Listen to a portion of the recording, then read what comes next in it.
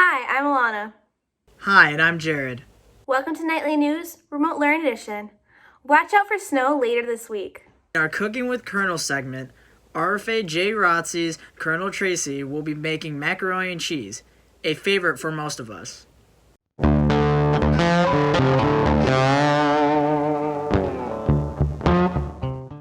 Alright, Happy New Year, Cooking with Colonel. I don't know, New Year edition. I want to start by pointing out one of my Christmas gifts. There's the Cooking with Colonel logo painted by my daughter / camera person. So, stand by for merchandising coming out soon, hopefully. Starting pretty basic dish. So I got some water that would boil, and we'll come back and finish that recipe in a little bit. Alright, welcome back. The water's boiling or nearly boiling, so another specialty craft cheese and macaroni. Another simple meal, but there's some skill to it.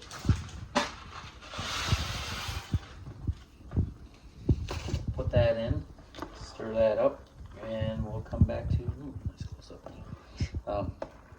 We'll continue to stir that until it's ready to drain. Alright, the macaroni is done. We're going to drain it. Watch out, Johnny.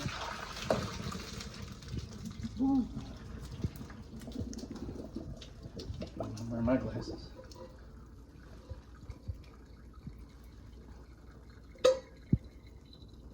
Alright, so here's the key to macaroni. So for the recipe, it's at 4 tablespoons-ish butter. Cut those up in pieces. Put the butter in first, let that melt before adding the others. Add a little bit to melt. Pardon me, camera person. And then the cheese powder.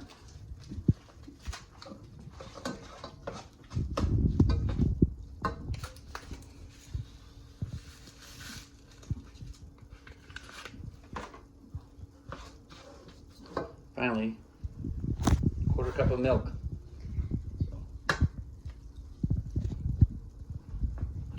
Mix that all up and you're good to go.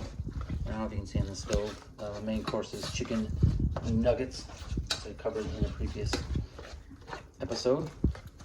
So anyway, mac and cheese, Kraft mac and cheese. I know where oh wait, before I say that. So this joke comes courtesy of Miss Hoskins. Want to know where I keep all my dad jokes? In a database. All right. See you later. Thank you for sharing, Colonel Tracy. I don't mean to be cheesy, but that looks positively delicious. Just a reminder that Coach Appreciation Week is this week for winter sports.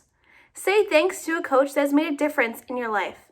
Send a photo, send an email, send a text, or just say thanks. Use the hashtag NYSPHSAA Coaches Day. Thank you, coaches, for your continued support and dedication for our student athletes. I think as far as the school itself, I wouldn't say RFA helped me achieve my goals. I think maybe just the whole process of going through high school, teaching me responsibility. A lot of times, you know, when you're in school, you're kind of accountable for your actions and you're accountable for the work that you need to do.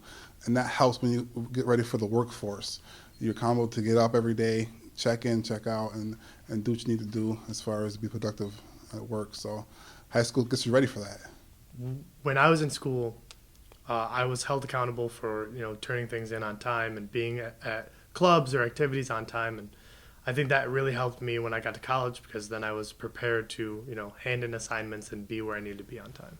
RFA held me to a high level of accountability in reaching my goals. There was always a great support system within the RFA community as well. So my favorite teacher, that's a good question. I had a lot of good teachers. A few stand out though, like Ann Colangelo, she was a real good teacher. I had her for English. Dusty Shield taught me through math. Cynthia Arthur was a good teacher. I had her for history. Those 3 stand out to me. So. Rushford. My music teacher. She was my favorite teacher. She's absolutely phenomenal. Always had a good laugh. We always got along, and I wanted to give 100% effort whenever I saw her. My favorite teachers from RFA were those within the foreign language department. They brought real-life scenarios into the classroom while implementing culture along with language. It felt as if students were looking beyond the classroom setting and learning new strategies, how to immerse themselves in many different real-life scenarios that our world has to offer. And this was a very valuable lesson for me. So my favorite teacher at RFA, oh man, that's put me on the spot a little bit.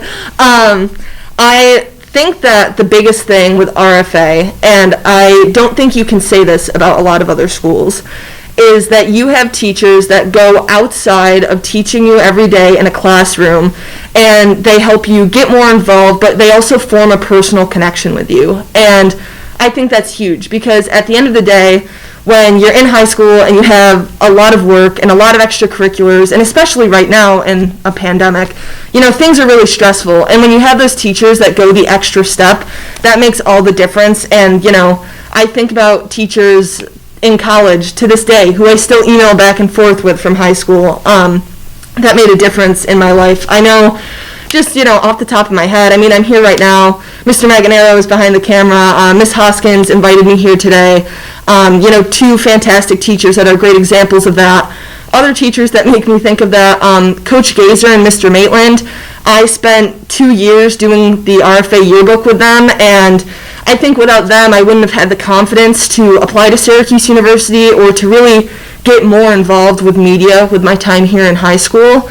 Other teachers I think about, Mrs. Corletto, Mr. Dursey. He got me involved a lot in the Rome community as the 6th Ward counselor, and he really helped me learn a lot about community engagement, which led me to pursuing my double major. And Miss Scharf too as well. She helped me a lot with writing and media.